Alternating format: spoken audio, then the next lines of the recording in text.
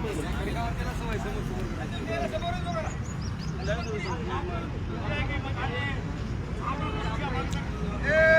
मराठा एक मराठा मराठा पार्टी तुम आगे बढ़ो, हम तुम्हारे साथ हैं। मराठा पार्टी तुम आगे बढ़ो, हम तुम्हारे साथ हैं। छत्रपति शिवाजी महाराज की जय। छत्रपति शिवाजी महाराज की जय। जरांगे पार्टी आगे बढ़ो, हम तुम्हारे साथ हैं। जरांगे पार्टी आगे बढ़ो, हम तुम्हारे साथ हैं। हम सब चलेंगे, करेंगे मरेंगे, हम सब चलेंगे। एक मराठा एक मराठा सन्माननीय मनोज दादा जरंगे पाटील आप आगे बढ़ो, हम तुम्हारे साथ हैं। सन्माननीय मनोज दादा जरंगे पाटील आप आगे बढ़ो, हम तुम्हारे साथ हैं। छत्रपती शिवाजी महाराज की जय। नमस्कार, मी दिनेश कुलकर्णी, युवा क्रांती न्यूजच्या फेसबुक लाईव्हमध्ये आपल्या सर्वांचं स्वागत आहे। संघर्ष योद्धा मनोज जरांगे पाटील यांच्या समर्थनार्थ आज हिंगोली बंदची हाक देण्यात आलेली आहे। संघर्ष योद्धा मनोज जरांगे यांची तब्येत देखील आता खालावलेली आहे। सलग त्यांच्या आमरण उपोषणाचा आज 5वा दिवस आहे आणि संपूर्ण महाराष्ट्रभरामध्ये त्यांच्या समर्थनार्थ महाराष्ट्र बंदची देखील हाक देण्यात आलेली आहे। हिंगोलीमध्ये देखील त्यांचे समर्थक जे आहेत सकल मराठा बांधव हे वसमतच्या आस्थापना हे बंद करत आहेत। आपण काही जणांच्या प्रतिक्रिया जाणून घेण्याचा प्रयत्न करूया। दादा, संपूर्ण हिंगोली जिल्हा बंदची हाक देत आहे। जरांगे पाटील यांची तब्येत देखील खालावली आहे। आपल्या माध्यमातून आम्ही सकल मराठा समाजाच्या वतीनं सन्माननीय सरकारला एक नम्र विनंती करतो की आपणच घेतलेला निर्णय, आपणच पारित केलेला अध्यादेश त्याची लवकरात लवकर अंमलबजावणी व्हावी या दृष्टिकोनातून माननीय जरांगे पाटील हे गेल्या 5 दिवसापासून उपोषणाला बसलेले आहेत। त्यांची प्रकृती आज अतिशय नाजूक झालेली आहे। अशा परिस्थितीमध्ये सरकारनं जर हे आरक्षण तुम्हाला द्यायची तुमची नियत आहे तर मग जरांगे पाटलाला तुमच्या या विलंबामुळं होणारा एवढा मोठा त्रास कशामुळे देत आहे हे सरकारला आपल्या माध्यमातून आम्ही विचारू इच्छितो। जर सरकारला लवकर निर्णय घ्यायचा आहे तर मग अधिवेशन 25 तारखेला घेतोय, 20 तारखेला घेतोय, हे लांबवालांबीचे उत्तरं सरकारनं कशामुळे करायचे। म्हणून सरकारला नम्र विनंती आहे, जरांगे पाटील हे आम्हाला दैवताप्रमाणे आहे आणि जरांगे पाटलाच्या तब्येतीला कुठेही धक्का न लागता लवकरात लवकर सरकारनं निर्णय घ्यावा। नसता हा मोहरा मराठ्यांनी जर दुर्दैवी वेळ आली तर मग सरकारनं निर्णय घेऊनही कुठला उपयोग होणार नाही। म्हणून सरकारला नम्र विनंती आहे की आता संयम संपलेला आहे मराठ्यांचा। जर आपण आज उद्या लवकर निर्णय नाही घेतला तर या महाराष्ट्रामध्ये जरांगे पाटलाच्या समर्थनार्थ आणि मराठा समाजाचा हा आवाज कोण्या टोकाला जाईल याची आता एक अंत पाहण्याची राहिलेला नाही वेळ। सरकारनं अंत पाहण्याची वेळ येऊ देऊ नये ही सरकारला आपल्या माध्यमातून विनंती आहे। दुसरा विषय असा आहे की सकाळचीच बातमी आहे की त्यांच्या नाकातून देखील रक्तस्राव होतोय। तेच आपल्याला मी सांगतोय की त्यांची तब्येत खूप मोठ्या प्रमाणावर खालावलेली आहे। त्यांनी पूर्णपणे उपचार सुद्धा नाकारलेला आहे, पाणी सुद्धा नाकारले आणि आज सकाळपासून त्यांच्या नाकातून रक्तस्राव होतोय। ही अतिशय गंभीर बाब आहे। म्हणून सरकारला सुद्धा तुम्ही स्वतः काढलेला अध्यादेश ताबडतोब त्याची अंमलबजावणी करण्याची काय अडचण आहे। जर त्याला अंमलबजावणी करण्यासाठी 15 दिवसाचा अवधी आहे हे आम्हाला मान्य आहे, पण तो अवधी सुद्धा 10 तारखेला संपलेला आहे। अशा परिस्थितीमध्ये आज 15 तारीख 14 तारीख येऊन उजाडलेली आहे। मग तुम्हाला हा अध्यादेश पारित करून आणि जरांगे पाटलांच्या म्हणण्याप्रमाणे हैदराबाद गॅजेट लागू करण्यासाठी एवढा विलंब कशासाठी लागतंय। म्हणून सरकारला नम्र विनंती आहे, आता तरी वेळ तुमच्या हातात आहे, ही वेळ हातातली जाऊ देऊ नका आणि ताबडतोब निर्णय घ्या ही आपल्या माध्यमातून सरकारला विनंती आहे। संघर्ष योद्धा मनोज जरांगे यांचं देशातलं सर्वात मोठं आमरण उपोषण सुरू आहे आणि सरकार एकीकडे पक्षप्रवेशामध्ये व्यस्त आहे. कसं पाहताय? निश्चित एवढं मोठ्या प्रश्नावर इतक्या मोठ्या जनतेचं नेतृत्व करणारे एक योद्धा मनोज दादा जरांगे एवढ्या मोठ्या आंदोलनात सक्रिय असताना त्यांनी स्वतःचा जीव डावावर लावलेला असताना दुसऱ्या बाजूला मात्र सत्ताधारी स्वतःचे चमडी बचावण्याचे प्रकार आणि सरकार कसं टिकल आणि आमचा आकडा 45 वर कसा जाईल अशा पद्धतीनं या राज्यातलं सरकार आणि त्याचबरोबर त्यांना साथ देणारे काही विरोधी पक्षातले नेते सुद्धा स्वतःची चमडी बचावण्यासाठी कोलाट उड्या खाऊन या सत्ताधाऱ्यांच्या बरोबर जात आहेत. आम्हाला त्याच्याशी आजच्या घडीला घेणं देणं नाही. आम्हाला आज तरी आमच्या प्रश्नाशी घेणं देणं आहे. आमचा प्रश्न लवकर निकाली लागावा. मग तुम्ही काय कोलाट उड्या मारायची तर मारा. जनता तुमचं सगळं उघड्या डोळ्यानं पाहत आहे.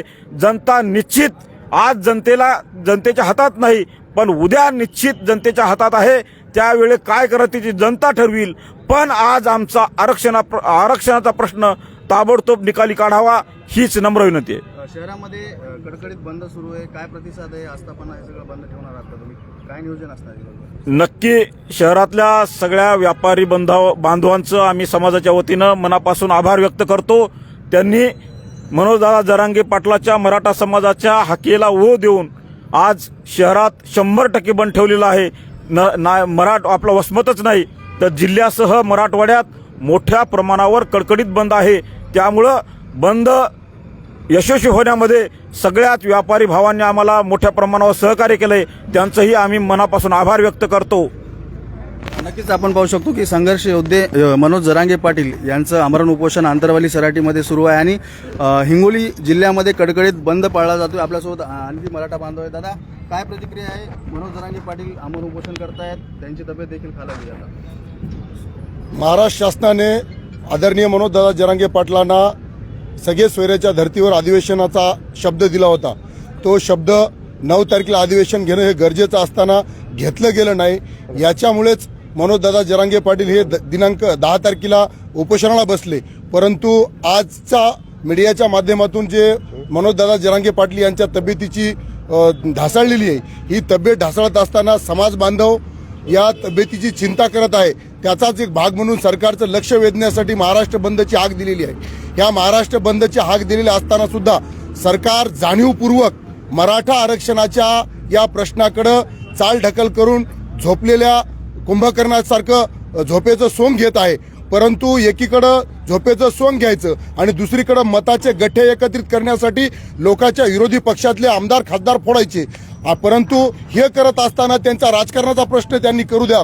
परंतु आमच्या मराठा समाजाच्या आरक्षणाची सरकारला चिंता नाही, मराठा योद्ध्याची चिंता नाही, म्हणून हा बंद पुकारलाय. या बंदमध्ये सकल मराठा समाज वसमत तालुक्याच्या सर्व बांधवांनी शांततेत बंद पुकारलेला आहे. तसंच समाज बांधवाच्या या प्रश्नाकडे लक्ष वेधून इथल्या वसमतच्या व्यापारी महासंघाने सुद्धा जाहीर पाठिंबा दिला आणि या बंदला प्रतिसाद दिला. त्यांचा सुद्धा आभार व्यक्त करतो. वसमतच्या पोलीस प्रशासनाने सुद्धा चोख असा बंदोबस्त ठेवला, त्यांचा सुद्धा आभार व्यक्त करतो. आणि मनोजदादा जरांगे पाटलाच्या तब्येतीची चिंता माननीय सरकार तुम्ही करा ही आपणाला विनंती करतो. अन्यथा हे मराठ्याचं आग्या मौळ, या आग्या मौळाचा आता अंत पाहू नये. याचा जर अंत पाहिला तर या आग्या मौळाचा आगडोम जर झाला तर सरकारला हे झेपणार नाही. एवढंच आजच्या प्रसंगी सांगतो. धन्यवाद. नक्कीच आपण पाहू शकतो की या ठिकाणी मराठा बांधव हे मनोज जरांगे पाटील यांच्या समर्थनार्थ मोठ्या संख्येने हिंगोलीच्या वसमतमध्ये जमलेले आहेत. अजून काही मराठा बांधव आपल्यासोबत आहेत. दादा, काय प्रतिक्रिया आहे? तब्येत खालावत चालली आहे. दादाची तब्येत खालावत चालली, तसंच येथील लोकांचा सुद्धा सरकारवरचा विश्वास कमी व्हायला. आता तुम्हाला एक आताची गोष्ट सांगतो की रात्री माझ्या गावामध्ये 7 वाजता एक आत्महत्या झाली आरक्षणासाठी. 7 वाजता झाली. रात्री आम्ही 9:30 इथं आणलं, PM केलं आणि रात्री त्याचा अंत्यविधी आम्ही रात्री 1:30 वाजता केला. 36 वर्षाच्या पोरानं आरक्षणासाठी काल सुद्धा एक आत्महत्या केली. म्हणजे सरकारला नेमके किती जीव घ्यायचे.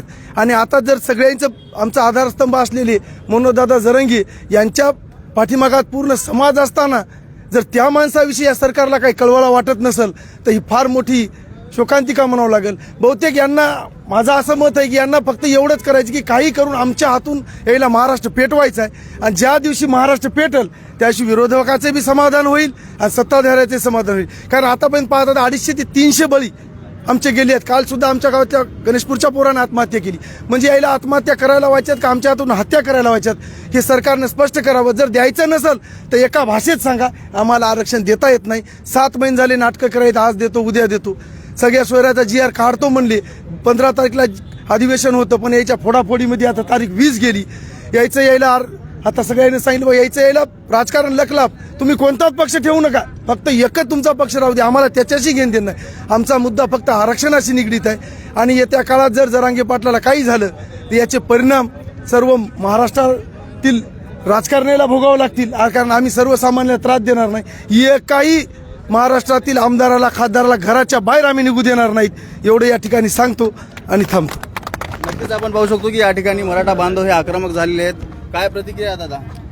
प्रतिक्रिया एवढीच आहे की दादांनी समाजाची भावना लक्षात घेऊन आमरण उपोषण पाणी घेऊन सुरू करायला पाहिजे. दादांनी फक्त सगळा समाज एकत्र झालेला आहे. फक्त दादांनी जे आदेश दिला ते सगळे आम्ही म्हणजे ते आदेश आम्हाला शिरसावंदे असेल. फक्त दादांनी तब्येतीची काळजी घ्यावी आणि सरकारने मराठा सध्यामध्ये मराठा बांधव खूप रागामध्ये आहे आणि त्या रागाचं रूपांतर म्हणजे होऊ नये याच्यामध्ये सुव्यवस्था बिघडू नये ही सरकारने जबाबदारी घेऊन हे करायला पाहिजे. नक्कीच आपण पाहू शकतो की या ठिकाणी हिंगोलीच्या वसमतमध्ये कडकडीत बंद पाळण्यात येतोय आणि मनोज जरांगे पाटील यांच्या समर्थनार्थ हे जे मराठा बांधव आहेत ते वसमत बंद करत आहेत आणि लवकरात लवकर सरकारने एक ठोस भूमिका घेऊन जरांगे पाटील यांचं आमरण उपोषण उठवावं हे देखील मराठा बांधवांच्या अशा प्रतिक्रिया या हिंगोलीच्या वसमत शहरातून आपल्याला येताना पाहायला मिळत आहेत. दिनेश आपण बघू शकतो की पाणी घ्या दादा तुम्ही पाणी घ्या अशी विनवणी देखील मराठा बांधव हे मनोज जरांगे पाटील यांना करताना पाहायला मिळत आहेत. दिनेश कुलकर्णी, युवा क्रांती न्यूज, वसमत, हिंगोली.